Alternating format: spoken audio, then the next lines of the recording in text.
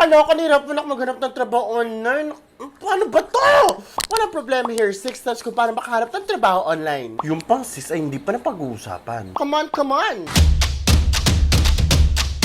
Hi guys! Ako si Jam, isang social media manager, virtual assistant. Kagaya nga, nahirapan din na makahanap ng job online dahil hello, nakakatakot baka ma-scam ako. Oo. Itong sinasabi. Ah! Kaya naman, binok tong video to para sa inyo. Tara na, nakakatamad pa na orin pag mahabang intro eh. Number 1, alamin ko anong trabaho papasukin. At para malaman nyo kung anong isang virtual assistant o yung trabaho papasukin nyo, gumawa ka ng video about it. It's link up here or dito or whatever. Basta dito yung malalaman kung ano yung ibig sabihin ng virtual assistant. Oo, go na. Number 2, alamin ko ano yung servisyo na ibibigay. Mga besh, napakaraming pwedeng pagpilian dito. Imposibleng wala kang mahanap ni isa dito. Oo. Magpapakita ko ng sample in 3, 2, 1, go!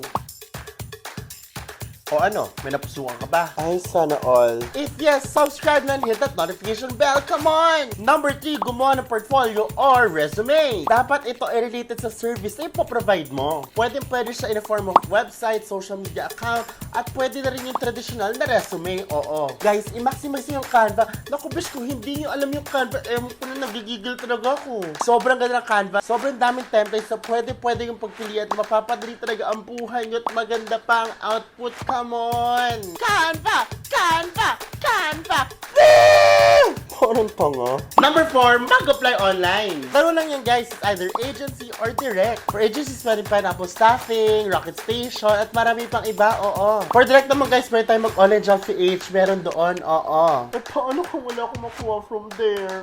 Meron yan! Tsaga-tsaga lang! Pero pag first-timers, I suggest you start with an agency. Aralin mo muna yung ins and outs. And for sure dito guys, secured ka kasi may mag-aalaga sa'yo from the agency. Oo. Number 5, magpasa ang interview at ang training program. Oh, why should I hire you? Duh, kasi you're hiring.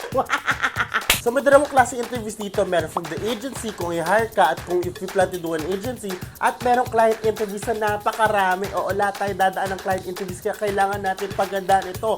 At kung gusto niyo pong gumawa ako ng tips about interviews guys, gagawa ko na series about it. Comment below, come on! At utang na loob, ipasa mo yung training program. Oo, para sa'yo din yan. Oo. Kaya kung gusto niyo ng tips kung paano mapasa ang interview at training program, ayan, hit ko na yung like button below. Come on! At ang pinaka-importante na hindi pa na pag-usapan ever dito Charot! Keep on learning! Improve on your skill sets! Maximize mo yung YouTube at Google, guys. Dito kaya yaman, oo. Papasok ka as virtual assistant na hindi mo alam lahat. Kaya if you want to have better pay and wider scope of clients, guys, you have to learn new things. Come on. Huh? Basta ako mayaman ako. Benta lang.